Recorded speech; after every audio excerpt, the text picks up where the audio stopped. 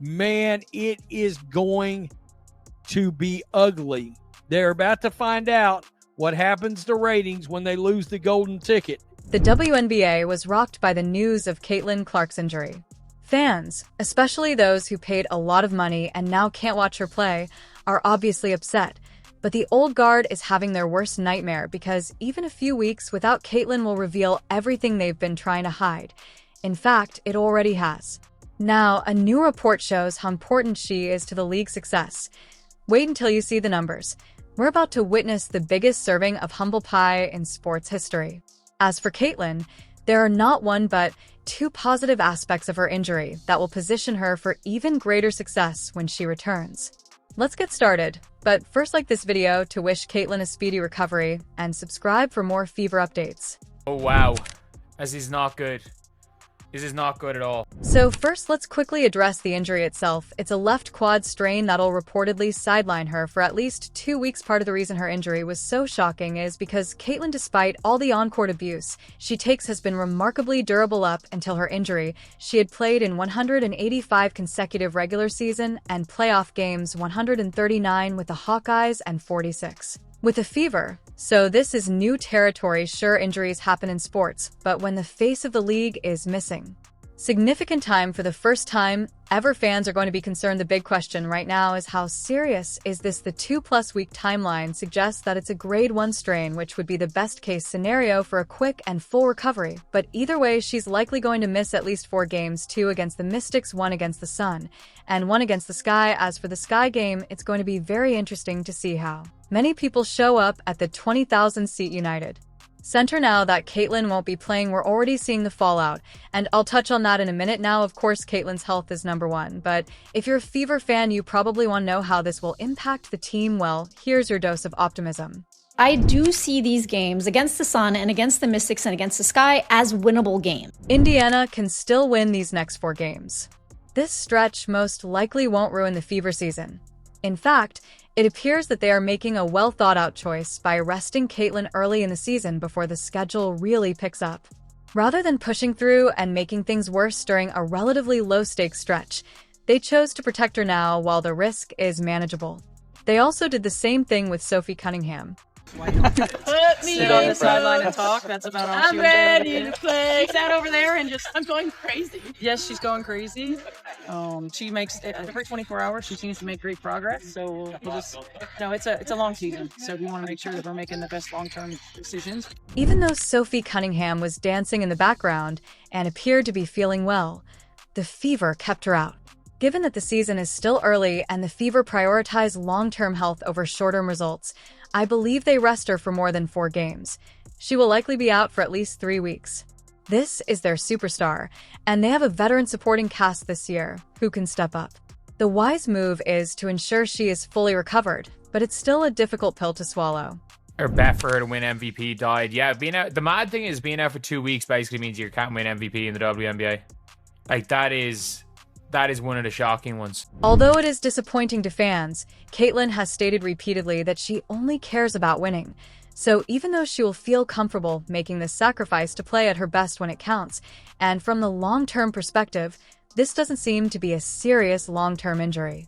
Many had predicted that Caitlin would be among the favorites to win MVP this season, but missing 4 to 6 games will seriously hurt her chances. This is nowhere near the level of an ACL injury, so she can come back and still be like the explosive playmaker, the explosive three-point shooter, the explosive player that she is. While we're being told that this isn't the same injury that hindered her during training camp, it's possible that Caitlin, being a competitor, was playing through her quad pain until it finally reached the point where she needed to take time off. If she was performing well on a bummed leg, just picture her at full health. This is the first silver lining. She's probably going to recover better, meaning she's already shooting threes in practice. Based on what we're witnessing, this isn't a doomsday scenario for Caitlin. Rather, it's a speed bump. To understand the second silver lining, we must consider the injury's wider impact and the reason the WNBA is in panic mode.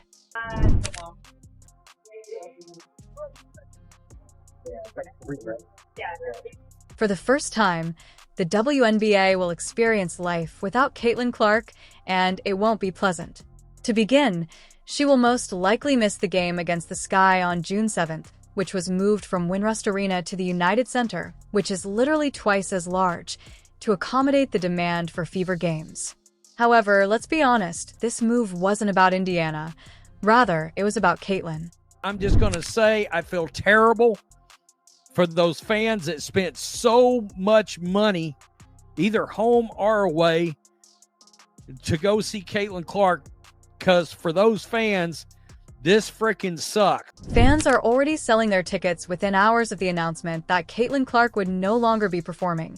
Thus, the major question is whether or not they will turn up. I wonder how many fans are not going to show up. I reckon maybe 4,000 or 5,000 will show up. I reckon it'll be 2/3 full. However, TV viewership is what everyone will be keeping a careful eye on. 2.7 million people watched the inaugural Fever Sky game, which is a huge amount for the WNBA Fever. Without Caitlin, the league's most watched games could drastically decline, and Caitlin Clark supporters are already making their predictions.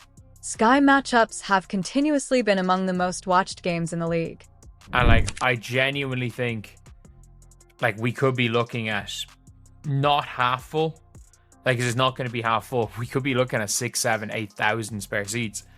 I wonder what price tickets are now. Indiana Fever ticket prices to games over the next 2 weeks have dropped 42%. An average ticket price of $137, all the way down to $80. When it comes to the Chicago Sky game, that is the marquee matchup in the WNBA, and those tickets are crashing just as well. From $86 48 hours ago to $25. Fans will vote with their money, their eyes, and their remote controls, and if you don't think that, just take a look at what was announced just before the injury news broke. It's not unusual for WNBA games without Caitlin to draw a third of the viewership, let alone the league, for some of whose leadership and veteran players have acted pretty arrogantly like they're the reason for all the growth. Viewership down by 85%. See you guys in 2 weeks. Well, the WNBA viewership will be down for 2 weeks. Man, it is going to be ugly. The same analyst who claimed that Caitlin Clark accounted for 26.5% of the WNBA's overall revenue in 2024 has just published a new report on her impact in 2025, and the figures are absolutely astounding. They not only demonstrate Clark's significance to the league, but they also blow it wide open, revealing that we are discussing a single player whose presence is literally changing the WNBA's entire business model. Caitlin Clark's value to the WNBA this season could surpass $1 billion, according to Ryan Brewer, a valuation expert who has been closely monitoring the league's expansion. If all goes according to plan, that's probably a reasonable estimate. Caitlin Clark's impact on the WNBA we knew was going to be big. We now have an idea of how big. Let that sink in. One player may have an economic impact of over $1 billion. The analysis considers all relevant factors, including social media participation, ticket sales, item sales, television viewership, and sponsorships, and it all comes to one indisputable conclusion. The WNBA's primary financial force is Caitlin Clark, not any one of the other drivers. If things just go as they were, I'm looking at $875 million, Brewer said to NBC News about Clark's potential monetary value for this season, for the 2025 season. Quote, and I could easily see that eclipsing $1 billion. The WNBA is currently experiencing instability for a very straightforward reason. They're going to get a taste of what life would be like without Caitlin Clark, the crossover star the league has been pursuing for decades. She is the one who brings in the casuals, and the analysis now confirms this. While Clark's popularity has aided the entire league, she's still one of one. As Media Sports Watch noted, 24 WNBA broadcasts garnered 1 million TV viewers. 21 of them included Caitlin Clark. This is similar to what happened with Tiger Woods in the 1990s when he first appeared on the scene. He brought a level of athleticism, charisma, and dominance that the sport had never seen before. His historic victory at the 1997 Masters, where he became the first black golfer to win the tournament, and did so by a record-breaking margin, attracted enormous international attention and marked the beginning of a new era for golf television ratings, which frequently doubled whenever Tiger was in contention. Tiger wasn't just a star. He was the reason casual viewers tuned in. He transformed golf from a specialized country club sport to a global spectator event, and the money followed. In a matter of years, the prize money on the tour tripled as sponsors and advertisers flocked to take advantage of Tiger's effect.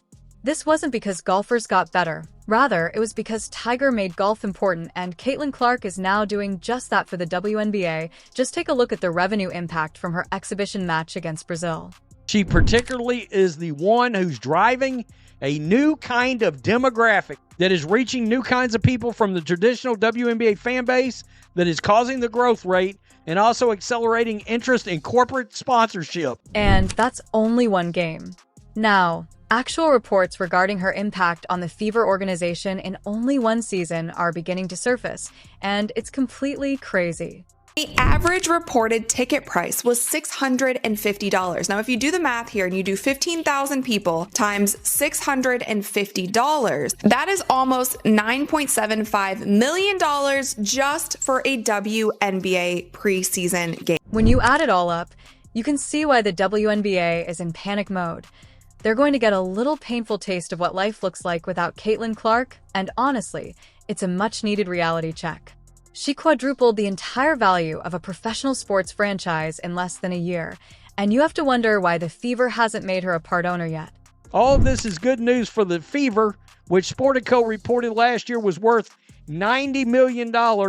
Brewer told the Star he believes the franchise is now worth $340 million. Truth, get out of your own way. It is a bad look. She is a fascinating player, and it must be exhausting. Hating new cool things. There was a glimmer of hope when some of the greatest names in the game began to speak out in favor of Caitlin Clark, acknowledging her significance not only to the Fever but to the entire league. Despite the league's continued resistance, despite the overwhelming positive impact she has had on the WNBA and on each player's earning potential and visibility.